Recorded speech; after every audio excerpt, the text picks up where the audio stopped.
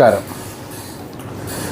നമ്മളുടെ കൃഷിക്കാരെല്ലാം നഷ്ടത്തിലാകുന്നതിൻ്റെ പ്രധാന കാരണം ഒന്നെന്ന് പറയുന്നത് നമ്മുടെ നാട്ടിൽ ഹോൾസെയിൽ മാർക്കറ്റുകളില്ല, അതുപോലെ ഇൻഡസ്ട്രിയൽ ഏരിയകളില്ല. അത് കാരണമാണ് കൃഷിക്കാരെല്ലാം നഷ്ടത്തിലാകുന്നത്. നിസ്സാരം റബ്ബറിന് തന്നെ നമുക്ക് അതിൻ്റെ വില നമുക്ക് കിട്ടുന്നില്ല. റബ്ബർ ഒരു പ്രൊഡക്റ്റായിട്ട് ഇറക്കുകയാണെങ്കിൽ അത് റബ്ബറിൻ്റെ ഒരു വാഹനത്തിൽ തന്നെ 500-ലധികം പ്രൊഡക്റ്റ് യൂസ് ചെയ്യുന്നുണ്ട്. റബ്ബറിൻ്റെ തന്നെ സീറ്റായി, സ്റ്റിയറിംഗ് കവറായി, അതുപോലെ തന്നെ ബുഷുകളായി, അതുപോലെ തന്നെ ബെൽറ്റായി, എന്തിനു പറയാം, നമ്മുടെ വീട്ടിൽ ഉപയോഗിക്കുന്ന കുക്കറിൻ്റെ വാഷർ പോലും നമുക്ക് റബ്ബറിൽ നിന്ന് ഉണ്ടാക്കി അതൊരു പ്രൊഡക്റ്റായിട്ട് വിൽക്കാൻ കഴിയുന്നില്ല.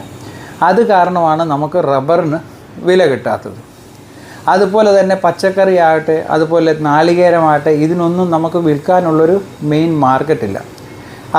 ഈ കൊപ്രായുടെ തന്നെ ആട്ടുന്ന മില്ലുകൾ തന്നെ ഒരു ഇൻഡസ്ട്രിയൽ ഏരിയയ്ക്കകത്താണെങ്കിൽ നമുക്കതിൻ്റെ തേങ്ങയെക്കാട്ടിൽ വില കിട്ടും, തേങ്ങ വെള്ളത്തിന്. അതുപോലെ തന്നെ ചിരട്ടയ്ക്ക് പൈസ കിട്ടും. അതുപോലെ ചകിരി ചോറ് വരെ നമുക്ക് വിൽക്കാൻ സാധിക്കും. നമുക്ക് മെയിനായിട്ട് ഒരു ഇൻഡസ്ട്രിയൽ ഏരിയ ഇല്ല. അപ്പോൾ പലതിനും തരം തിരിച്ച് ഇൻഡസ്ട്രിയൽ ഏരിയ ഉണ്ടാകണം. റബ്ബറിൻ്റെ തന്നെയാണെങ്കിൽ തന്നെ റബ്ബറിൻ്റെ തന്നെ ചെറുകിട കമ്പനികളെ നമ്മൾ ഇങ്ങോട്ട് ആകർഷിച്ച് ഇവിടെ നമ്മൾ അതിനുള്ള സൗകര്യങ്ങൾ ഒരുക്കി കൊടുക്കണം. അപ്പോൾ പറയും നമുക്ക് സ്ഥലങ്ങളില്ല.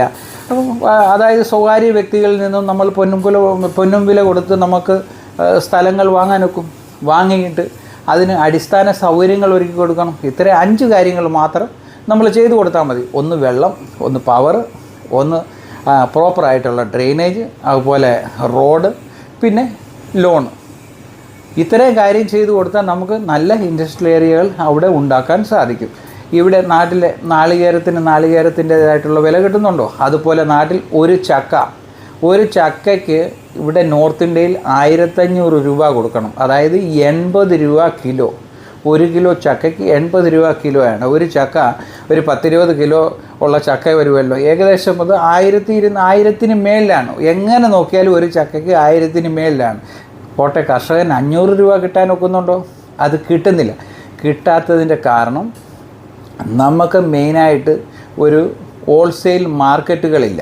അതുപോലെ കൈതച്ചക്കയ്ക്ക് തന്നെ എത്ര രൂപ കിട്ടുന്നുണ്ട്? കൂടി വന്നാൽ 5 രൂപ അല്ലെ 10 രൂപ കിട്ടും. ആ കൈതച്ചക്ക കേരളത്തിലെ കൈതച്ചക്കയാണെങ്കിൽ നോർത്ത് ഇന്ത്യയിൽ 150 രൂപ കൊടുക്കണം.